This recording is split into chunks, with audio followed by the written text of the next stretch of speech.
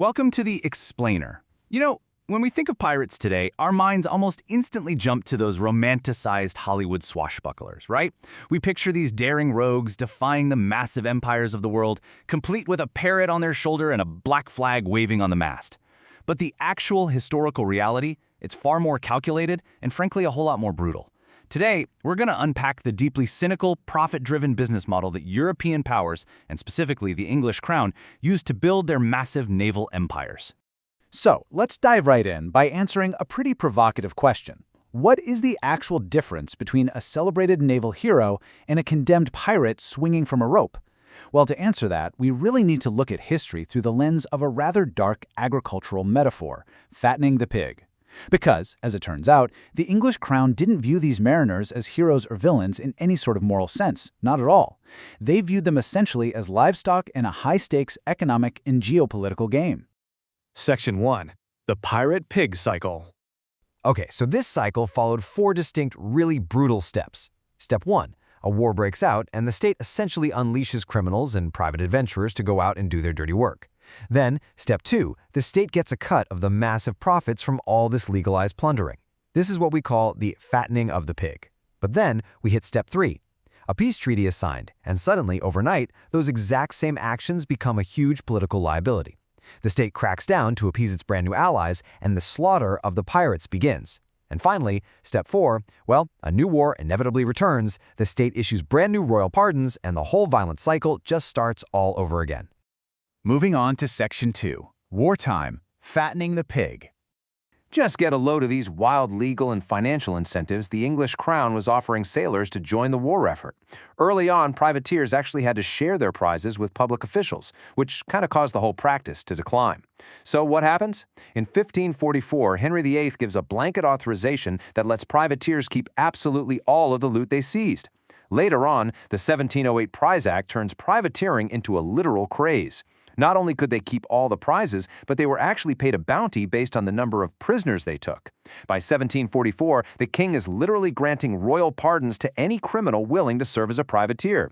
Just imagine the sheer chaos this must have created in society at the time. The state was frantically building an auxiliary navy by actively fattening up hardened felons with authorized plunder. And if you're wondering why the crown did this, you really just have to look at this one number, 47-1. You see, England gained its naval superiority over Spain largely through the Elizabethan sea dogs. These were private adventurers operating in explicit collusion with the crown. When Sir Francis Drake sacks Peru, engaging in what the source material aptly calls state-sponsored terrorism by extorting and burning colonial cities, he netted £2.5 million. He repaid his financial backers, which included Queen Elizabeth herself, an astonishing 47-1 on their investment. And here's the ultimate hypocrisy of it all. For orchestrating that massive campaign of terror and theft, the crown actually knighted him. Which brings us to Section 3. Peacetime, the slaughter. So as we've seen, the geopolitical climate could literally change overnight with just the stroke of a pen on a peace treaty.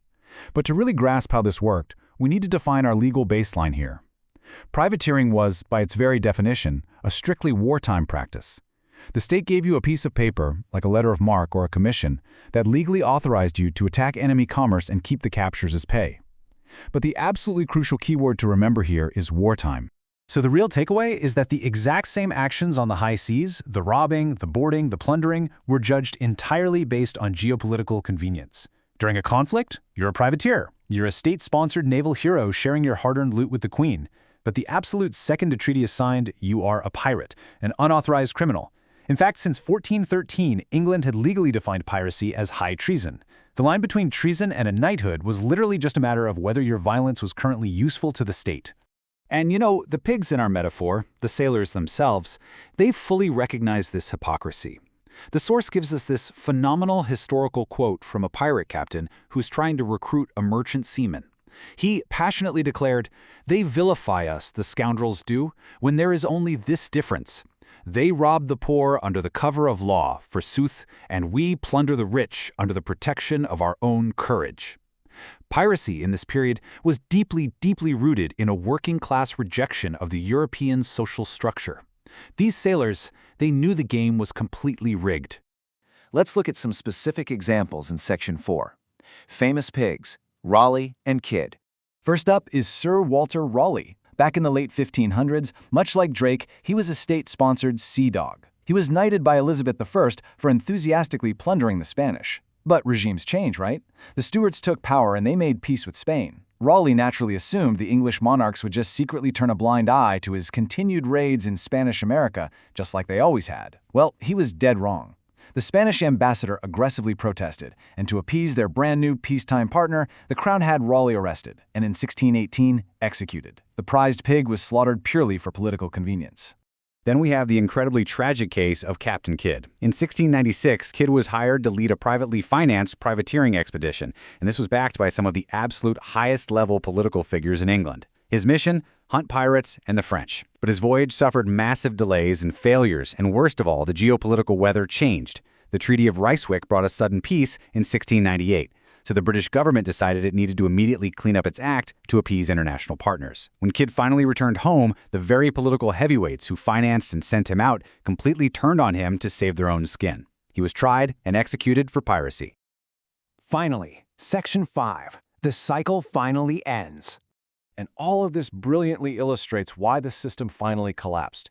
It wasn't because of some sudden, sweeping moral awakening. Not at all. It ended because of raw economics and the consolidation of state power. You had these out-of-control privateers who started capturing neutral vessels, sometimes even ships that had just been released by British prize courts. So by 1758, English insurance company losses absolutely skyrocketed, which decisively turned the powerful merchant class against the practice. But more importantly, Great Britain successfully built a massive, professional, state-controlled Royal Navy. They simply didn't need the pirate pig system anymore. In fact, privateering had actually become a weapon of the weak against the strong. If you were a smaller nation going up against the undisputed British maritime empire, you could unleash thousands of independent privateers to swarm and harass Britain's merchant fleet. It became a severe liability for the leading superpower. So the British naturally pushed the international community to sign the Treaty of Paris in 1856, using international law to permanently abolish privateering. So I'm going to leave you with this to ponder. For centuries, the absolute line between a treasonous crime and knightly statecraft on the high seas was drawn entirely by the immediate convenience of the sovereign state. Non-state violence was nurtured, it was exploited to build an empire, and then it was violently suppressed when it was no longer strategically useful. If that was the harsh reality of the international system back then, where exactly does that line between statecraft and crime exist in geopolitics today? Thank you so much for joining this explainer. We really hope it gave you a powerful new lens for understanding the brutal business of empire.